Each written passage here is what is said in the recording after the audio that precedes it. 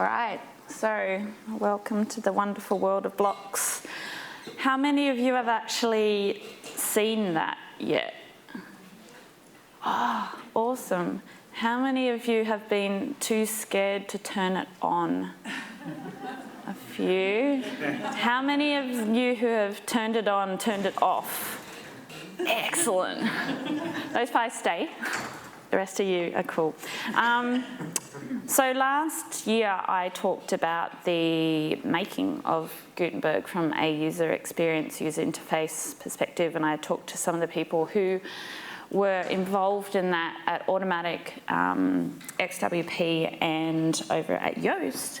So this year I thought it was fitting that I would actually talk to you guys about how to use the thing, because I sat on the Gutenberg panel last year and I had only used it for about 2 weeks. So I was very optimistic, and I have been pleasantly surprised. Now, Gutenberg has been controversial because it dropped into WordPress quite early. Some people say it's been quite premature in how early it was released. However, it has improved significantly over the last year to a point where I have been a huge advocate for switching all my sites over with not too much interruption. Anyway, I got heaps of stuff, and this is going to be like a live demo. And I did say that AV was the bit that I was most scared about this, but we seem to be working, but forgive me for stuffing it up as we go along. So I'm going to jump right in. This is Gutenberg, but I actually had some proper structure to this for you. All right. Here we go. That's me, that's my son, that's my friend who photobombed us, that's my cat. This is the zebra dress. Last year I wore astronauts in dinosaurs and astronaut costumes. This is the zebra dress. It's important. All right, so I'm going to cover off the interface basics, adding and arranging content, some cool tricks that you might not know about, some plugins that are quite good at extending Gutenberg, how to turn it off without wrecking the rest of your site, and then I'm going to have a bit of a Q&A if I get time. I'm not sure if I will, but let's see. So, Gutenberg interface basics. So we're going to talk about different ways of adding blocks, intro to the types of blocks, sidebar and block settings, settings and options, moving blocks, deleting them, responsive out of the box. Okay, so let me see. Gutenberg interface basics. I am going to move quite fast through this. It will be up on WordPress TV or whatever the heck they call it. No offense, I don't know. Someone will tell you what that is. But I will get Will to tweet the location of my resources later today. I will put them up there because I finished this at 5 o'clock this morning. What's a block? A block's one of these things. So a block is pretty much, a block is just a piece of content, and every single component that you add to the Gutenberg editor consists of this block. So a heading is separate to a paragraph, which is separate to a picture, which is separate to a video. All of those little things are their individual blocks. Gutenberg's not a page builder. It's not a theme, but it's reliant on a theme. It doesn't take over the role of a page builder, in my opinion, but it's really good for putting all sorts of rich and interesting content on pages and posts so that you can get the most out of your publishing experience and get the most information to your customers, clients, visitors, audience, whatever you have looking at your website, your mum, in my case. So that's a block. How do you add one? See all these cool plus tools that kind of hover? So this can be a bit fiddly to use, but there's other ways to get them on the page. So you can go up here and you can add a block like that. And you can hover over here and you can add a block like that. You can press enter and add a block like this. So you've really got no excuses about adding a block onto your page. And so that's kind of how you add one. I'll come back to this later. How do I move one? You kind of move them like this. Or you can kind of move them by dragging and dropping them. Now, see how I've got that blue line there? When you are dragging and dropping, it can be a bit fiddly as well. Just make sure that the blue line, because that indicates where you're actually dropping it. What's the difference between a document and a block? Okay, so this right-hand side menu has a few cool things, but what happens is you've got this document tab, which shows all the parts of the document. If you're familiar with the classic editor, this will be something that you're used to. But what you've also got in the block editor is every block has its own options. And these come under the block. So every different block that you click on, you'll get these extra options and things like that you can then use and extend usually the look and feel or functionality of the blocks that you're on. So it does give you a few more options than the old editor used to. You can go to just change things quite quickly. Don't recommend you use that one, but anyway. You can change things quite quickly. You have more control than you did before, but still not too much control that you're going to break the whole look and feel of your site. I would recommend going nuts with colours, but you can if you like. So there's just more in there that you wouldn't have had before. So yeah, every kind of block has its own set here. If you want to go back to your document, you simply click between here and here. While I'm on the right-hand side menu, we have the kebab menu. I don't know if that's the official term. I heard it thrown around a bit last year, and so I've stuck with it. And it has a few options. So it allows you to put a toolbar up the top here, so you can access things up here. You can go into full screen mode through that. You can turn on the code editor if you really need to. You can go to block manager. So if you know that you're someone who's easily distracted and you don't want to use all the blocks available to you, you can actually turn off a bunch of these things. I didn't know about this. I think this may even have dropped in the last sort of month or so. But this is kind of cool. So if you know, or you're building sites for clients, if you know that someone is not going to use something, you haven't styled it so it looks good, you just don't want them to see it, you can sort of turn things off for them. So for instance, if I turn off RSS because I haven't set it up, and I hate tag clouds, so I'm going to turn that off in widgets. So when I go and then add a widget block, so you'll see I'm kind of moving between these sections. If you close these down, you have most used, which is the ones that you do use most, but we have all these different kinds of blocks, and I'll go through them a bit more later. But widgets, you'll see that I don't have that RSS feed and stuff in there anymore, or tag cloud. So that's just a nice way of hiding things if you are building for other people particularly, or you just don't want the overwhelm of stuff that you don't want them to be bothered by. Okay. Let's see. So that's the difference between a document and a block. And you can flick between them. What's the kebab menu? There's a kebab menu. Can I still use the normal classic editor? You can. I mean, if you really want to. But it's actually a block type of its own. So you can add a block and you can go to common blocks, I believe. Oh no, they've moved it. They've moved it. Okay. Here we go, my demo's failing. Formatting, you can go to classic editor and then you'll get all the stuff that you're used to in there. So that's helpful. If it's driving you crazy to just put one thing on the page, you can do that. What happens when you bring over old content from the classic editor into Gutenberg? It might actually bring up just a whole bunch of these things. You can actually do whatever you need to in there, and then you can convert that block, that classic, into, convert it into a block, and I'll do that. So that's good to know as well. I've blocked things up. How to undo? You can use this little tool, or your regular Command Z, Control Z So I can click undo there, and I think you get you only get, there you go, you get a few versions of it. And what does it look like on mobile? So out of the box, blocks look good. I'm just going to put in an image here. I'll touch on these a bit more in a second. I'm just going to go into one that I've prepared earlier.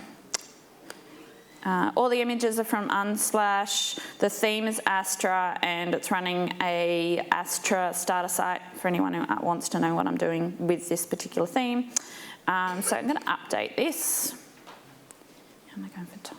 Okay, and I'm going to view my post.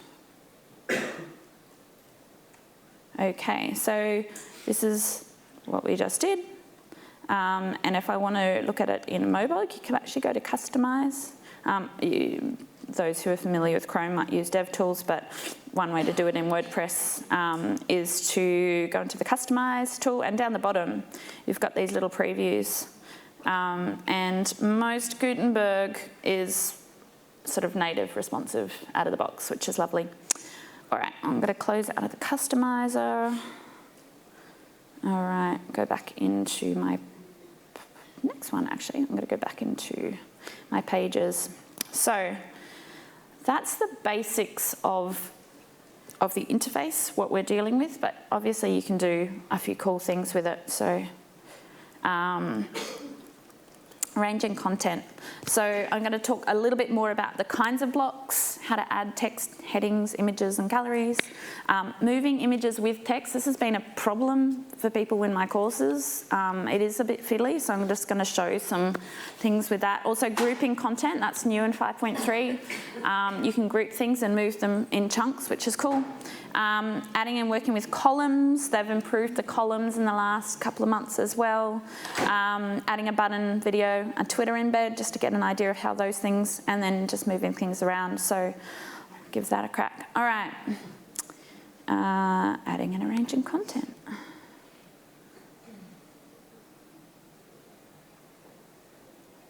Okay, so what kind of blocks are there? You have your most used lists, common blocks, formatting, layout elements, widgets, embeds, reusable blocks, and then sort of blocks that come in from plugins. Now, what does all that mean? Well, when I go and add a block, you'll see these got these little accordions. So you will actually see these things here. Now, out of the box, there's a whole bunch of stuff, but I'll talk later about how you can add extra things to it. You have the common blocks, so there's a whole bunch of stuff, your lists, your cover, your audio, quotes, headings, paragraph, all of that stuff. We have some cool formatting things, so you can go back into classic, you can do just custom HTML, put in a quote, that kind of stuff. Widgets are little injections of usually things that you would have maybe able to put in the sidebar, things like that. So also plugins that have widgets that you would be able to put in the sidebar come in here as well. So I've just got WP Forms running on this site, and it allows me to put a form straight on the page, which may have been a little bit difficult in the past. So you can put things like a latest post search bar on your actual web page, which is pretty cool. Other things you'll end up here. So layout elements. So when I was talking about columns and groups, they're in here.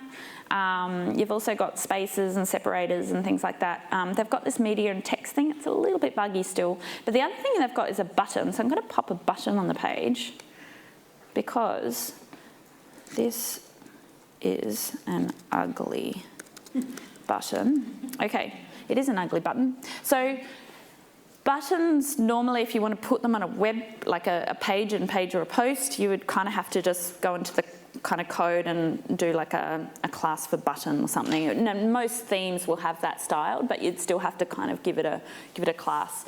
So Gutenberg has put buttons in, but they're not the native theme buttons. So if you are getting a theme made, or you've bought a theme that hasn't been primed for Gutenberg, then you may need to put in some CSS to make the buttons look like the rest of the buttons, but I'll just show you how this button does work. So you can put a link in there.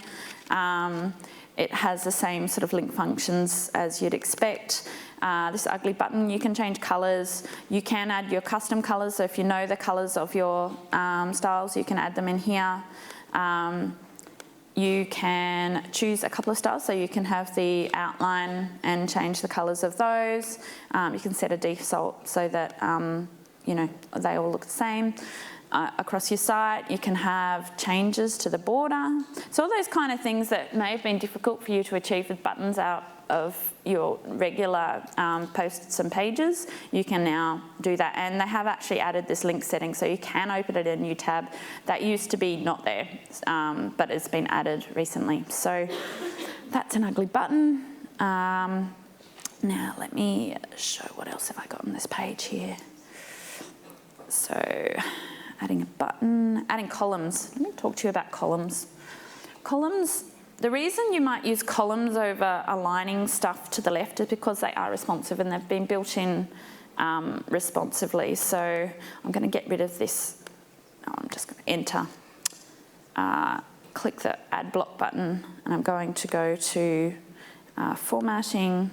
No, I'm not. I'm going to go to layout elements. Go to columns, and you get this column layout. Now these was typically pretty hard. You used to have to use a table, or you'd have to align things to the left or right. This makes it a little bit more elegant. This is a little bit buggy sometimes, but they're getting it better. Every time they release another point something into WordPress, this seems to get a bit smoother. So you can add buttons, and then within the buttons you can add the blocks. So this is a column. And so what happens with these is when they become, go on a mobile, they'll actually stack. So that's kind of the main benefit of using columns. You also get some more layout options with that, I suppose. And you can add quite a few things to these columns. Most of the blocks will work inside it, so I can add an image in there. And then it just brings in all the native things of those blocks, so that's cool. And I talked about earlier about moving things around. The columns can be a bit fiddly to move, but you can actually, they used to be a bit harder actually, but you can, if you click to the side, you'll get the whole column block, and again, just make sure you wait for that little blue line. But you can actually have access to moving the individual elements of the column as well around, so that's kind of cool. Just be patient with this little guy. It's a little bit frustrating, but it's getting better. All right, what else have I gotten cool? Oh, grouping content. So you weren't able to do that until about last week. But what you can do is you can kind of select two things at the same time. So I'm just doing my sort of shift and collecting those at the same time. And then you can, more options, and you can make it a group. So then you can add, like move the whole group in one hit, which is pretty cool. I think so anyway. Again, this is kind of ugly. So, okay, so adding a YouTube videos. I talked about embeds before. So I'm just gonna, I've kind of copied this. Sorry, my selector's getting a bit funky. Copied this earlier. Oh. See, here we go. Here's a few of those little things that are difficult. All right, so I'm going to go choose a block. I'm going to choose embeds. I'm going to go to YouTube, click that in there and hit embed. Okay, it's going to bring in a video.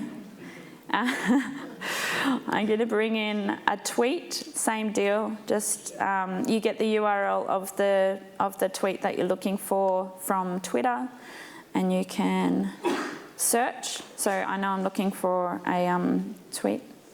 I can go there, click that in there, embed. So you get a lot more options to do a whole lot of fun stuff in here. And there's heaps. I mean, you can see the amount of blocks that there are. Have a play, put them all on a page, see what they look like on your theme. They are kind of dependent on your theme in a way that they'll style the same as your theme has been set up. So if you need things particularly particularly look in a certain way, you may have to add some CSS around it or get a developer to help you.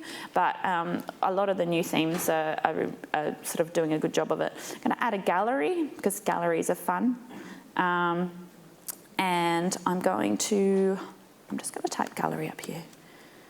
Gallery. I'm going to just select some images. I'm going to add some that are different sizes here. Create a new gallery. Okay, caption on this one. Okay, insert a gallery. Okay, so galleries also come with options for columns, and they kind of rearrange. So it generally crops them to the best look of them, okay? If you uncrop the images, it's just going to bring them in their native sizes, which is fine mostly, unless you actually have the images sized the way that you need. This crop image tool just makes it look pretty. So that's cool, and let's have a look and see what all that looks like. So if I go view post. Is this helpful so far? Yeah. Yay! Happy murmurs, that's what I'm called. Takes a bit of practice, but honestly it's the same theory for everything. You just got to get used to the moving of the mouse a little bit more. So that's our gallery. It looks pretty good. Our caption sort of just works out of the box. That column is there. I don't think I can move the size of this because I've got it on full screen, but anyway. Our video is just resizing nicely to the size that is available for it. Our Twitter is in there. Our ugly button is in there. Our search is in there.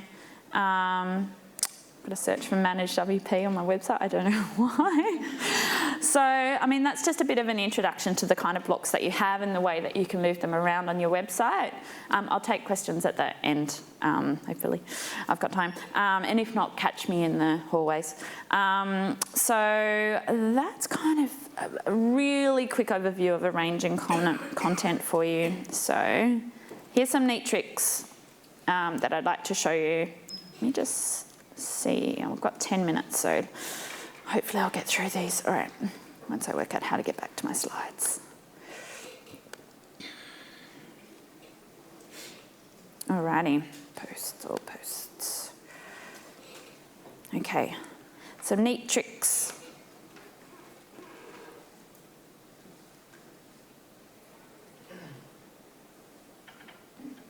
Okay. Sorry. My bad jokes at 4 o'clock in the morning. All right, so you guys know what an anchor tag is. It's pretty much just a link on your page to another part on your page. So there are a few in here. I'll show you how they work, just so that you get an idea, and then I'll show you how to make them, because they used to be a pain in the bum. You used to have to wrap a little couple of codey bits around things before. You don't have to do that anymore. So adding an anchor tag is basically just adding a tag to click to a different part of your website.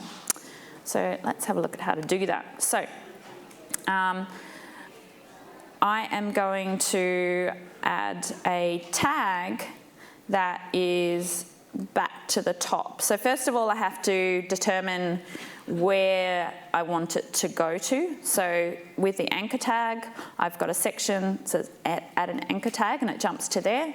So I am adding a bit to the top here because it's the top of my page. So I go to advanced, and you'll see I've got an HTML anchor, and I've just named it top. Now you do need to remember the name of it, because then I go down to the section that I want it to link to, okay?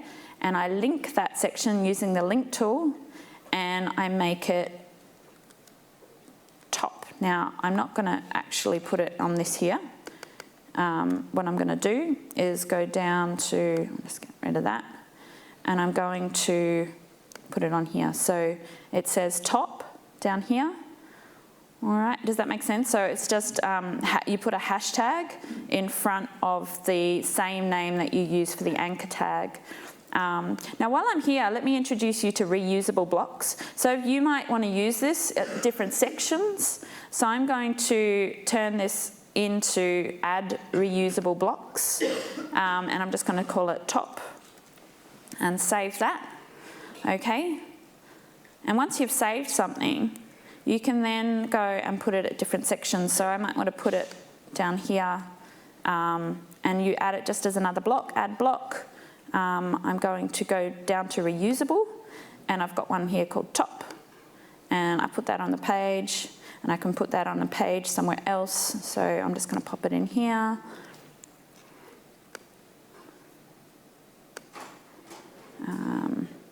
Top. Okay, I'm going to update that, and I'm going to view my post. I'm going to go for time. I've got 5. All right. Okay, so now I'm going to go to copy all content on page, and I've got this back to the top, and it just takes us up there. So it's a nice way of doing it. It used to be quite hard. All right, I've got 5 minutes. Let's see if I can race through this stuff. I'll go back to editing my posts. Come on, Mampy, you can do it. All right. Copy all content on page. It's hidden, it can be difficult. You might want to copy it and paste it into something else. You can go up here to the kebab menu and go to copy all content here. So I don't know how long that's been there, but I found it the other day and I thought it was cool. You can convert some blocks to other blocks. So I've got a heading block here, which I actually want to change to something else. And when you click this little tool, so I click on the block itself, and you get a couple of options for what those things could turn into. So for instance, this is currently a paragraph block. I want to turn that into a quote block. So I click quote, and it converts it into a quote for me, which is kind of fun. So if you go and do a word text dump and you haven't formatted it, you can throw it in the page, and then you can just go and click on the individual blocks and make those headings.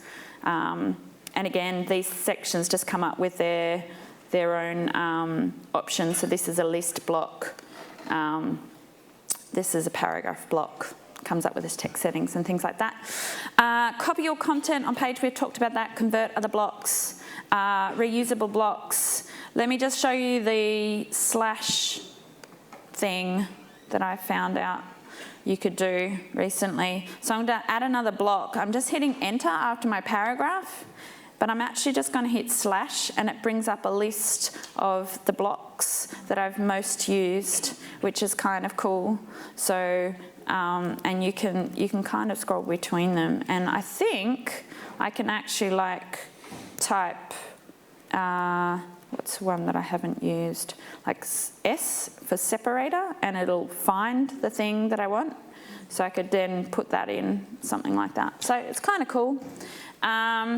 Yeah, so those are my neat tricks for now. I'm going to race through the rest of stuff. Convert blocks to other blocks, reusable blocks, hiding blocks. Feel free plugins to extend Gutenberg. I'm just going to be really quick with this, guys. The two that I've been using recently are the Ultimate Blocks library, so Gutenberg Ultimate add-ons, and I have been using Stackable.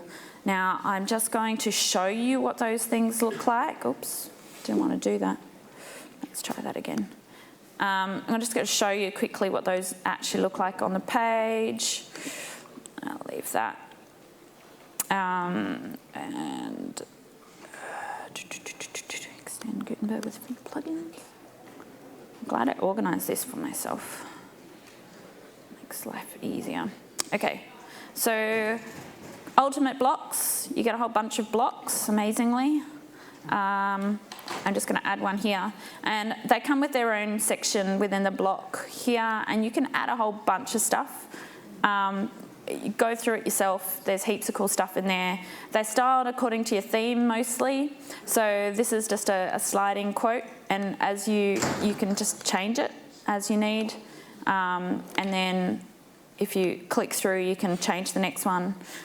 This one is just adding some posts to the page, which is cool, and you can change the columns, I think, on that as you need. I'll put 2 in there. Oh, sorry, that's the wrong thing. I think I'm still on the testimonial. Yeah, sorry about that. So you can set a number of items that it's going through, and you can set columns. So that's pretty cool. The stackable ones are very much the same. There's just a whole bunch of different options for those. You can then combine those with the grouping and the reusable blocks and come up with little things that you want throughout. You can put the video. This one, I think, if I update that page, it actually plays in a pop-up box. So there's some really cool stuff that come out of the box in those, and they are free, those ones. All right, here we go. If you want to get rid of, if you've loaded Gutenberg in and you don't want to have it on pages because it's messing with things or your theme or whatever, you can actually turn it off. And you can turn it off using a plugin called Reusable Gutenberg. Now, there's a whole bunch of plugins out there. This one is got quite a lot of active installs, and it's updated quite recently. So this is the one that I recommend. You can turn things off for different author levels. So if you don't want your editors using the block editor because they are not good at it yet, or something like that, you can turn it on and off for different user levels and also different kinds of pages. You can even turn it off for individual posts and pages if you really don't want that to interfere with something that only works on the classic editor still. So I don't know if I've got any time. Stop. He's saying stop. All right, I'm stopping. We've got time for Q&A or not really? No? Yeah, we can have a couple of questions. Okay. Anyone got some questions for Cath about the old G-Berg? This guy's first because he had one. That's right. Just double check the search bar thing? Yep. That was just for the page, the post. It's a search bar for the website. Oh, for the whole website? Yeah. Oh, okay. So you can put that on there. Okay, thank you. Is there a global option to turn off blocks rather than just in a particular post? That is a global option. So it's like it's kind of like the old screen options. It turns them off across the board. Okay. I just wanted to ask, with the reusable blocks, yep. Is that are they then global? If you edit them, then it yes. So you can detach. Doing both? Yeah. So you can use it and then detach it from the globe one. So if you want to put something different in there, but you just want to reuse the layout, or you can just use them as they are. And if you update one, you can then it'll update across the board for the ones that it's common with. Awesome. Thank you. This fella over here was quick.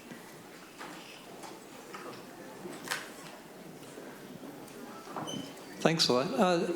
You said it's not a page builder. Can you elaborate? Okay, so I guess the way that I see page builders, and there might be some people who disagree with me here, and that's fine, is that they're more a real granular way to style design a website or work with a bare bones theme to create a full design for your website. So you're breaking out of boxes and you're actually styling things individually. Whereas this is just it's kind of like you can jigsaw it together, but it's still working within the layouts of your design. You're not breaking out of the box, so you're still keeping everything common and true to the theme styling. So it just keeps things consistent. Anybody else? I think we're good. Oh, one more person. Does it have an accordion? Yeah, there is in Ultimate. The stackable thing says an accordion. I noticed that you had up the top style with Elementor. Does that mean it works in together? Yeah. So this, as I said, this particular demo was done with Astra theme, the free version, and an Astra starter site that had a whole bunch of it was built in Elementor. So you can still just go, no, I don't want to use the WordPress editor. I'm just going to break it into an Elementor page and use your page builder as you want as well. Instead, or as well? Instead. Yeah, so Elementor, I think in the premium version, has some blocks that you can use in the block editor. And I'm not sure if it goes the other way, but that's an Elementor question I can't answer.